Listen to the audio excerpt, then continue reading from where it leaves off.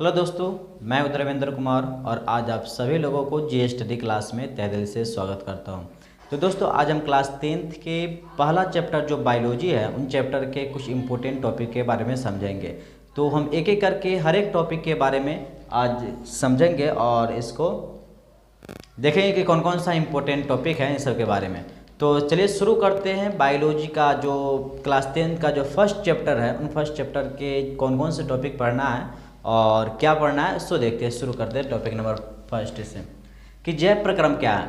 तो दोस्तों, पहला जो डिफिनीशन है इसमें जैव प्रक्रम क्या है, तो कोशिकाएं जीवन के आधार हैं। तो दोस्तों, जैव प्रक्रम कहते क्या है, किसको कहते हैं, इसके समझने के लिए पहले हमें कुछ पॉइंटों को समझना बड़ी आवश्यक है। तो इसमें जो है जैव प्रक्रम, तो कोशिकाएं जीवन के आधार हैं और सभी जीव कोशिकाओं से बनी होती है। सभी जीव जो होती है वो दोस्तों कोशिकाएं से बनी होती है। कई कोशिकाएं मिलकर ऊतक बनते हैं और कई ऊतक मिलकर के अंगों का निर्माण करते हैं और प्रत्येक अंग जीवों के लिए विशेष कार्य करते हैं। प्रत्येक अंग होते हैं वो जीवों के लिए एक विशेष प्रकार के कार्य करते हैं। जैसे हम सभी आदमी जानते हैं हाथ पैर नाक आँख कान जीभ, ये सब अंग है। और ये सब अंग जो है दोस्तों वो क्या चीज़ से मिलकर बना है, कहता है कि जीव कोशिकाओं से बनी होती है और कई कोशिकाएं मिलकर ऊतक बनाती है। कई कोशिकाएं मिलेगी तो ऊतक का बनती है और कई ऊतक मिलकर के अंगों का निर्माण होता है। और प्रत्येक अंग जीवों के लिए एक विशेष कार्य करते हैं। जैसे दो दांत का एक कार्य भोजन, जैसे कि दांतों का कार्य है क्या करना, भोजन को चबाना, भोजन को कतरना, और आँखों का कार्य क्या है, देखना। उसी तरह से नाक का काम है सुगंध को लेना, कान का काम है सुनना। इसी तरह से ये जो है ना, ये हमारे प्रत्येक अंग है। हमारे प्रत्येक अंग के अलग अलग कार्य होते हैं। तो दोस्तों, पूरे पृथ्वी पर जीव जो होते हैं वो दो प्रकार के होते हैं, एक कोशिकीय और एक बहुकोशिकीय। तो जिसमें एक कोशिकीय में सिर्फ एक कोशिका मिलकर बना होता है और बहुकोशिकीय जीव जो है इससे बहुत सारे कोशिकाओं से मिलकर बना होता है। तो जैसे कि हम यहाँ पर देखें हैं कि बहुत सारा कोशिका मिलकर के ऊतक बनती है और बहुत सा ऊतक मिलकर के अंग बनता है और बहुत सारे अंग मिलकर के एक अंग तंत्र का निर्माण होता है और सारे अंग तंत्र के निर्माण से एक शरीर की रचना होती है और हमारे शरीर में सारे अंगों के लिए अलग अलग कार्य होता है। जैसे आँख का कार्य है देखना, कान का कार्य है सुनना। तो ये सारे अंग हैं और सारे अंगों का अलग अलग कार्य होते हैं। तो चलिए देखते हैं इसके आगे की क्वेश्चन।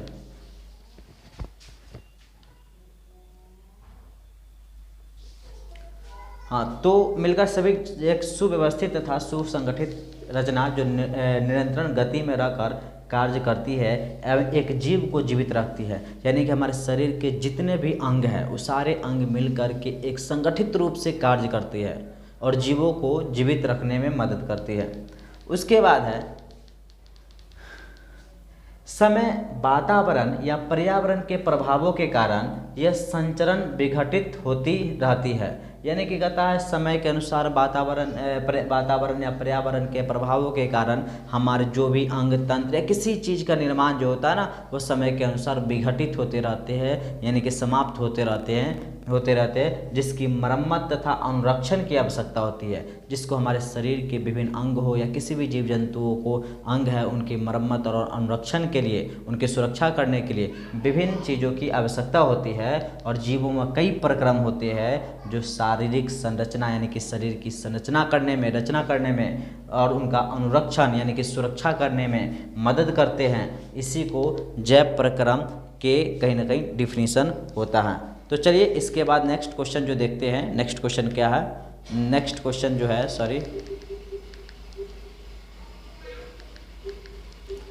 नेक्स्ट है जैव प्रक्रम की परिभाषा है।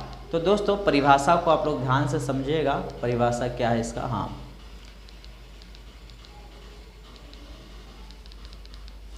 यहाँ क्वेश्चन है जैव प्रक्रम की परिभाषा दे। जैव प्रक्रम की परिभाषा, हाँ इसमें क्लीन आ रहा है, ठीक है। अच्छा, कहता है अतः वे सभी प्रक्रम, अतः ध्यान से देखिएगा समझिएगा और इन क्वेश्चन को डिफिनीशन को लिखने की कोशिश कीजिएगा ताकि इम्पोर्टेंट है जो कई बार एग्जाम में पूछा जा चुका। तो कहता है वे सभी प्रक्रम, जितने भी प्रक्रम मतलब प्रक्रिया, वे सभी प्रक्रिया जो सम्मिलित रूप से, सम्मिलित मतलब मिल करके सम्मिलित रूप से अनुरक्षण के कार्य करता है, यानी कि सुरक्षा के कार्य करता है। इसका मतलब समझिए, अतः वे सभी प्रक्रम जो सम्मिलित रूप से अनुरक्षण का कार्य करते हैं, अनुरक्षण के कार्य करते हैं, जैव प्रक्रम कहलाता है। इसे हम जैव प्रक्रम कहते हैं। इसे हम थोड़ा सा ऊपर करते हैं, जैव प्रक्रम की परिभाषा क्या है। तो फिर से सुनिएगा ध्यान से कि अतः वे सभी प्रक्रम जो सम्मिलित रूप से अनुरक्षण के कार्य करते हैं, उसे जैव प्रक्रम कहते हैं। ये प्रक्रम पोषण, ये जो प्रक्रम होता है, ये प्रक्रिया जो होता है वो पोषण होता है। जैसे हम कुछ खाना खाते हैं तो वो पोषक पदार्थ सब लेते हैं, वो पोषण। श्वसन, श्वास भी शरीर का एक महत्वपूर्ण अंग है जो जीवों की रक्षा करता है। मानव जाति या किसी प्रकार के जो श्वास लेते हैं वो सभी जीवों को श्वसन से भी रक्षा होता है। उसके बाद है वहन, हम जो कोई चीज़ खाते पीते हैं या किसी प्रकार के श्वास लेते हैं तो वो हमारे शरीर के विभिन्न अंगों में जाता है, उसे परिवहन कहते हैं। तो परिवहन भी होना जरूरी है, यानी कि वहन भी होना जरूरी है। उसके बाद उत्सर्जन, उसके बाद हमारे शरीर में विभिन्न सारे पदार्थ को जब यूज करते हैं और उपयोग करने के दौरान हमारे शरीर बहुतों सा एक्स्ट्रा अवशिष्ट पदार्थ बचते हैं, उसको त्याग देते हैं, जिसको उत्सर्जन कहते हैं। यानी कि हम जो भी कार्य करते हैं उन कार्य के दौरान बाहरी स्रोतों से जो भी चीज़ हम लेते हैं उनको समय समय पर अवशिष्ट रूप में बाहर निकालना पड़ता है, यानी कि उसी को कहते हैं उत्सर्जन। यानी कि जैव प्रक्रम में पोषण, श्वसन, वहन, उत्सर्जन ये सारे इम्पोर्टेंट हैं। अतः जीवों के द्वारा पोषण के लिए आवश्यक ऊर्जा मतलब एनर्जी, हम जीव जो है जितने भी जीव हैं उन सभी जीवों के लिए एनर्जी की आवश्यकता होती है। यानी कि कोई भी कार्य करने के लिए उसको एनर्जी की आवश्यकता होती है, यानी कि ऊर्जा की आवश्यकता होती है। और प्राप्ति की तरीकों अतः जीवों के द्वारा पोषण के लिए आवश्यक ऊर्जा प्राप्ति के तरीकों में विभिन्नता के आधार पर पोषण को दो भागों में बांटा जा सकता है।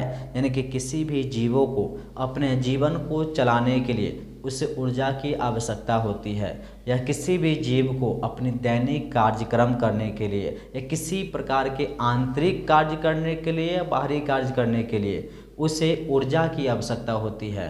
तो उस ऊर्जा की आवश्यकता होती है तो हम कई रूपों में ऊर्जा लेते हैं। उन ऊर्जा को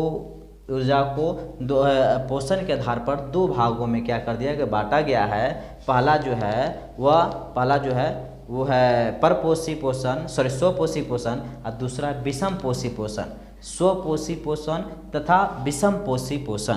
तो चलिए हम दूसरा क्वेश्चन की ओर बढ़ते हैं कि परपोषी और विषम पोषी किसे कहते हैं। तो यहाँ पे हम देखेंगे क्वेश्चन पहला था दोस्तों स्वपोषी पोषण। तो दोस्तों स्वपोषी पोषण अच्छे से समझेंगे कि जीवन को सही ढंग से संचालन करने के लिए इसे पोषण की आवश्यकता होती है। और पोषण को दो वर्गों में बांटा गया है, एक स्वपोषण और दूसरा विषम पोषण कहते हैं। पहला का स्वपोषण और दूसरा विषम पोषण। इन सारे चीज़ों को नोट करते हुए जाइएगा क्योंकि एग्जाम के व्यू से बहुत ही इंपॉर्टेंट है। और उससे भी ज़्यादा इम्पोर्टेंट है इसको समझना, अच्छे से समझते हुए चलेगा कि स्वपोषण कहते किसको है। तो स्वपोषी पोषण ऐसे जीव जो अपना भोजन तैयार करने के लिए स्वयं पर निर्भर होते हैं या स्वयं उत्पादन करते हैं, ऐसे जीवों को स्वपोषी पोषण कहा जाता है। यानी कि स्वपोषी पोषण किसे कहते हैं, तो ऐसे जीव जो अपना भोजन के लिए स्वयं पर निर्भर हो, किसी और पर निर्भर न हो, ऐसे पोषण को हम स्वपोषी पोषण कहते हैं। यानी कि ऐसे जीव जो अपना भोजन स्वयं बनाता है या स्वयं संश्लेषित करता है, किसी अन्य जीवों पर निर्भर नहीं रहता है, उसे हम स्वपोषी पोषण कहते हैं। जैसे फिर से, ऐसे जीव जो अपना भोजन तैयार करने के लिए, अपना भोजन बनाने के लिए, तैयार करने के लिए स्वयं पर निर्भर होते हैं या स्वयं उत्पादन करता है, स्वयं मतलब खुद उत्पादन करता है, ऐसे जीवों को हम स्वपोषी पोषण कहते हैं। स्वपोषी पोषण इसे स्वपोषण भी कहा जाता है।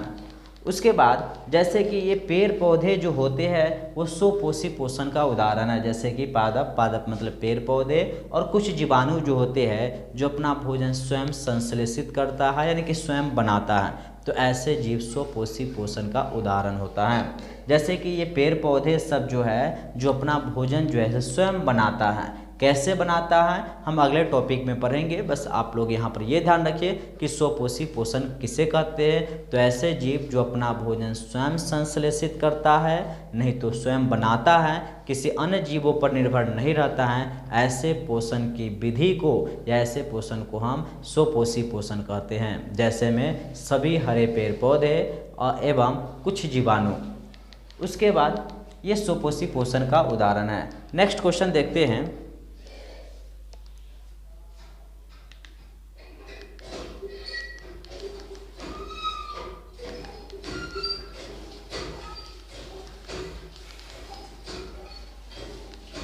दोस्तों स्वपोषी पोषण आप लोग समझ गए कि वैसे जीव जो अपना भोजन स्वयं संश्लेषित करता है, स्वयं बनाता है, उसे स्वपोषी पोषण। लेकिन अब हम विषम पोषी पोषण देखेंगे। तो ऐसे विषम पोषी पोषण या परपोषी पोषण दोनों लगभग सेम होते हैं। तो ऐसे जीवधारी जो अपना भोजन बनाने के लिए दूसरे अन्य जीवों पर निर्भर नहीं होते हैं। स्वपोषी पोषण में अपना भोजन स्वयं बनाता था, लेकिन इस विषम पोषी पोषण में या परपोषी पोषण में अपना भोजन स्वयं न बना करके किसी दूसरे जीवों पर निर्भर रहता है, उसे हम विश्व परपोषी पोषण कहते हैं। जैसे कि ऐसे जीवधारी जो अपना भोजन बनाने के लिए दूसरे अन्य जीवों पर निर्भर होते हैं, उन्हें हम परपोषी जीव कहते हैं। परपोषी पोषण को विषम पोषी पोषण भी कहा जाता है। नेक्स्ट क्वेश्चन है स्वपोषी पोषण के प्रकार कितने कितने हैं। तो हम देखें कि मानव जीवन या किसी भी जीव जंतुओं को ऊर्जा एनर्जी के लिए, कुछ कार्य करने के लिए, या आंतरिक रूप से कार्य करने के लिए या बाहरी रूप से कार्य करने के लिए उन्हें ऊर्जा की आवश्यकता पड़ती है, और वो ऊर्जा हमें पोषण से मिलता है। और इस पोषण को कितने वर्गों में बांटा गया है, तो 2 वर्गों में बांटा गया। पहला स्वपोषी पोषण समझ लिए, जो अपना भोजन स्वयं बनाता है, और दूसरा विषम पोषी पोषण जो अपना भोजन स्वयं नहीं बनाता है, किसी अन्य जीवों पर निर्भर रहता है, उसे विषम पोषी पोषण कहते हैं। अब हम देखेंगे स्वपोषी पोषण के कितने प्रकार होते हैं, कितने तरह से स्वपोषी पोषण किया जाता है। स्वपोषी पोषण के प्रकार, एक प्रकाश संश्लेषी होते हैं, यानी कि प्रकाश संश्लेषण के माध्यम से करता है, और दूसरा जो हुआ रसायन संश्लेषी हुआ, यानी कि रसायन शास्त्र के माध्यम से, रसायन के माध्यम से किया जाता है। तो चलिए हम प्रकाश संश्लेषी किसे कहते हैं उससे हम समझते हैं। तो दोस्तों प्रकाश संश्लेषी पोषण किसे कहते हैं उसको समझते हैं। तो यहाँ पे है कि प्रकाश संश्लेषी ऐसे जीव जो प्रकाश संश्लेषण के क्रिया के द्वारा अपना भोजन बनाते हैं। ऐसे जीव जो अपना भोजन प्रकाश संश्लेषण के माध्यम से बनाता है, प्रकाश के माध्यम से बनाता है, उसे हम प्रकाश संश्लेषी जीव कहते हैं, प्रकाश संश्लेषी कहा जाता है। उम्मीद है आप लोगों को प्रकाश संश्लेषी किसे कहते हैं क्लियर हो गया होगा। तो चलिए अब नेक्स्ट में चलते हैं, नेक्स्ट टॉपिक में। नेक्स्ट टॉपिक जो है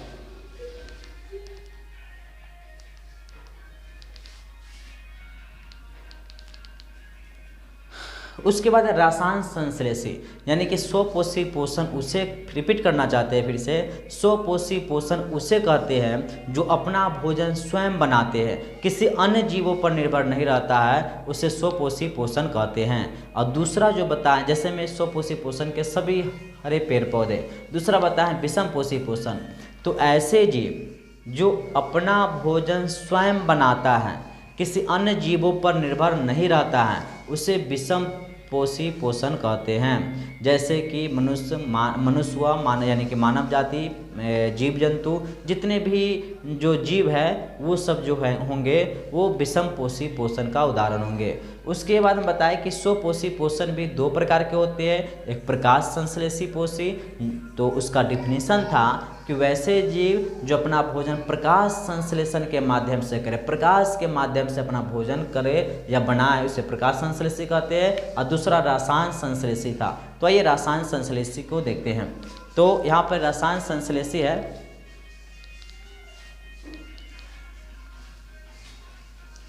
तो इसका डिफिनीशन जो है रसायन संश्लेषी का कि ऐसे जीव जो रासायनिक ऊर्जा से अपना भोजन बनाते हैं, ऐसे जीव जो रासायनिक ऊर्जा से अपना भोजन बनाते हैं और उन्हें हम रसायन संश्लेषी कहते हैं। ऐसे जीव जो अपना भोजन रसायन संश्लेषण से बनाता है, ऐसे जीव जो रासायनिक ऊर्जा से अपना भोजन बनाते हैं उन्हें हम रसायन संश्लेषी कहते हैं। अथवा रसायन संश्लेषी पोषण में कुछ जीवाणु सरल कार्बनिक यौगिक में ऑक्सीकरण से उत्पन्न ऊर्जा के उपयोग करके अकार्बनिक पदार्थों से अपना कार्बनिक भोजन बनाते हैं, उसे रसायन स्वपोषी तथा यह प्रक्रिया रसायन संश्लेषी कहलाती है। जैसे में सल्फर जीवाणु, लौह जीवाणु, हाइड्रोजन जीवाणु, ऐसे जीव जो होता है वो रसायन चीज़ों के माध्यम से अपना भोजन को बनाता है। जैसे जानते हैं कि जीव जंतु क्या बोलते हैं कि जब लोहे को खुली हवा में छोड़ देने पे उसमें जंग लग जाता है और वो जंग धीरे धीरे समाप्त हो जाता है, तो वो भी एक प्रकार की जीवाणु हुआ और उसके जो भोजन करने की प्रक्रिया है वो रसायन संश्लेषी होता है। नेक्स्ट क्वेश्चन की ओर देखते हैं।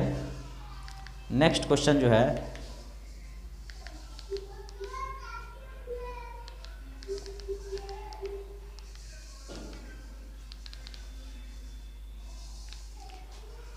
दोस्तों, विषमपोषी पोषण को भी कई वर्गों में बांटा गया है। उन वर्गों में एक वर्ग जो होता है वह परजीवी कहते हैं, उसे परजीवी पोषण कहते हैं। तो दोस्तों, इसको समझने से पहले हम फिर एक बार रिपीट करना चाहते हैं कि पोषण मनुष्य को अपने शरीर को मेंटेन रखने के लिए, मनुष्य ही नहीं इस पृथ्वी पर जितने जीव जंतु हैं उनको अपने शरीर को मेंटेन रखने के लिए, सुरक्षा प्रदान करने के लिए, मैनेज करने के लिए उसे कुछ ऊर्जा की आवश्यकता होती है। और ऊर्जा जो है हमें कुछ विशेष पदार्थों से प्राप्त होता है, कुछ पोषण से प्राप्त होता है। तो उन पोषण को हम दो वर्गों में बांट दिए थे, एक स्वपोषी पोषण और दूसरा विषमपोषी पोषण। स्वपोषी पोषण उसे कहते हैं जो अपना भोजन स्वयं बनाते हैं, किसी अन्य जीवों पर निर्भर नहीं रहते हैं। रिपीट करते हुए रहिएगा ताकि क्वेश्चन का आंसर अभी याद हो जाए। दूसरा विषमपोषी पोषण बताए तो ऐसे जीव जो अपना भोजन स्वयं अपना भोजन स्वयं न बना करके किसी अन्य जीवों से अपना भोजन प्राप्त करता है, उसे हम विषमपोषी पोषण कहते हैं। जैसे में जीव जंतु, मनुष्य, पक्षी जो भी है ये सब विषमपोषी पोषण है, यानी कि अपना भोजन स्वयं न बना करके किसी अन्य जीवों पर निर्भर रहता है।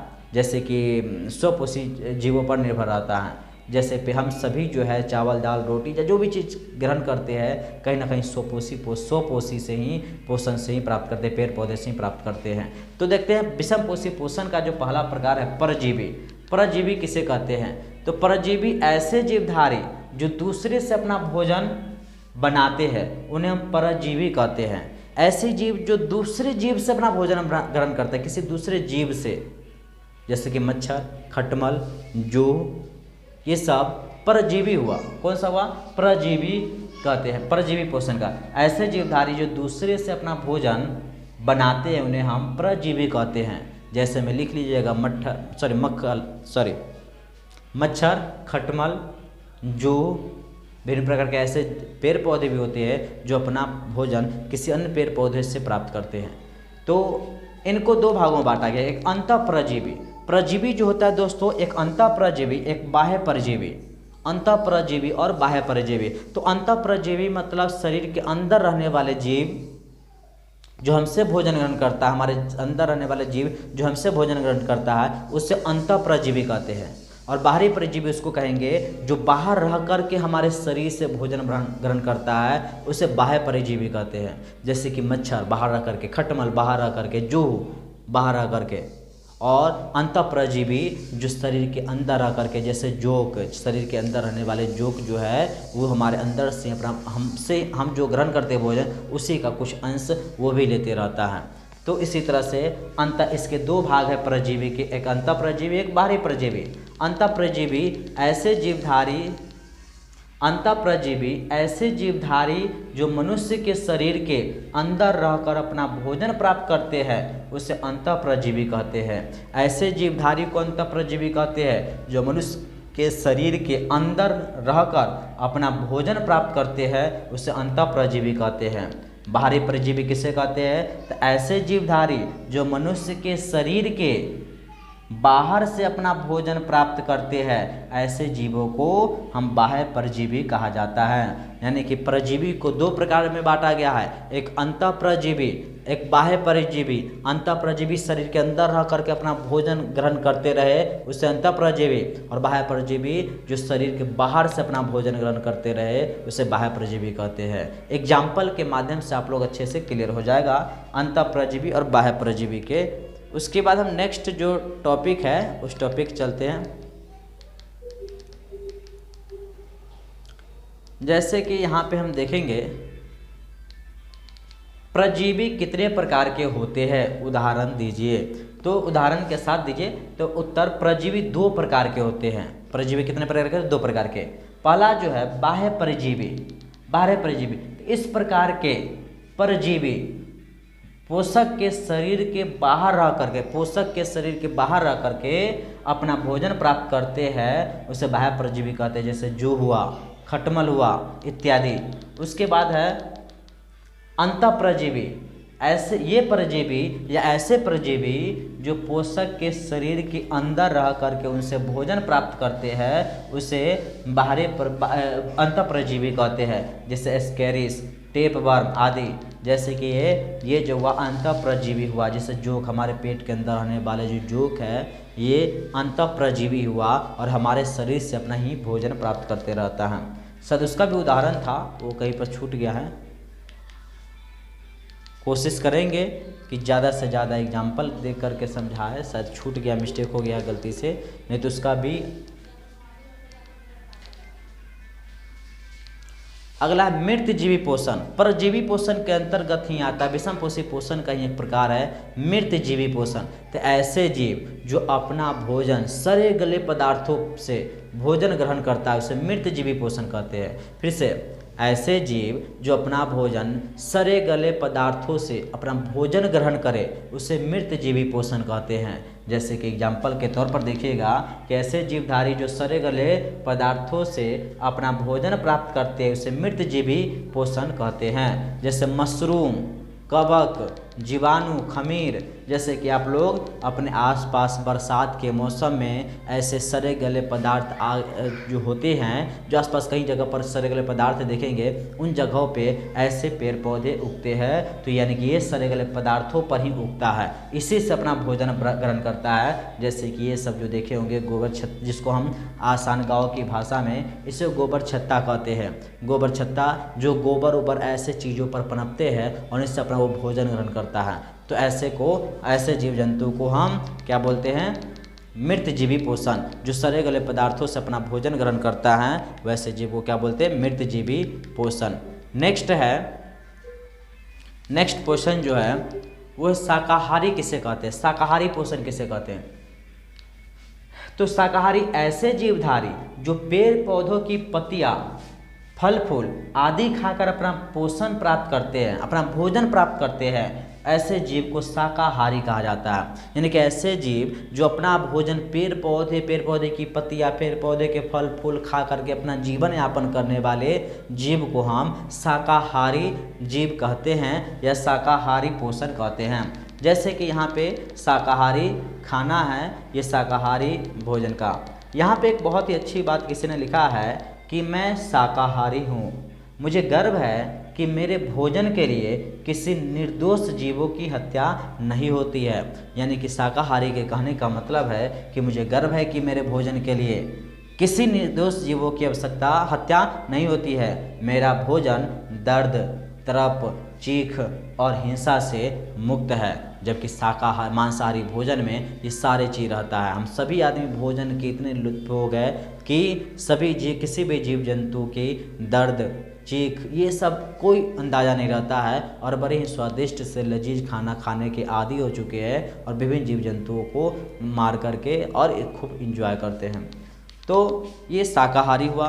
उसके बाद हम देखते हैं अगला जो भोजन के प्रकार है वो देखते हैं।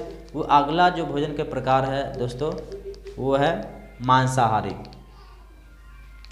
दोस्तों तो मांसाहारी ऐसे जीवधारी जो अपने से निम्न या नीचे स्तर के जानवरों को मार कर खाते हैं, ऐसे जीवों को मांसाहारी कहते हैं। यानी कि ऐसे जीव जो अपने से निम्न यानी कि नीचे स्तर के जानवरों को मारकर खाने वाले जीवों को मांसाहारी कहते हैं। और सर्वाहारी किसे कहते, मांसाहारी कहते हैं। जैसे ये देखिए, ऐसे ये लोग जो होते हैं मानव जाति अपने से नीचे नहीं, अपने से कितने भी बड़े स्तर के जीवों को भाई मार करके खा जाते हैं।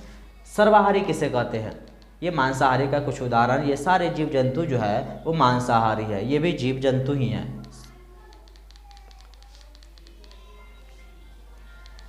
यहाँ पे सर्वाहारी है ऐसे जीव जो पेड़ पौधे मांसाहारी, यानी कि ऐसे जीव। शाकाहारी किसे कहते हैं, सर्वाहारी ऐसे जीव जो मांस मछली यानी कि मांस मछली मांस भी खाए और पेड़ पौधे से अपना भोजन ग्रहण करे, उसे सर्वाहारी कहते हैं। और आप ध्यान दीजिएगा कि मनुष्य जो है वह सर्वाहारी है, मांसाहारी भी है और शाकाहारी भी। कुछ लोग जो है गिने चुने जो लगभग शाकाहारी ही होते हैं, लेकिन यहाँ पे लोग जो है मानव जाति जो है वो सब शाकाहारी ना होकर के, मांसाहारी भी ना होकर के, वह सर्वाहारी है, यानी सभी चीज़ खाते हैं।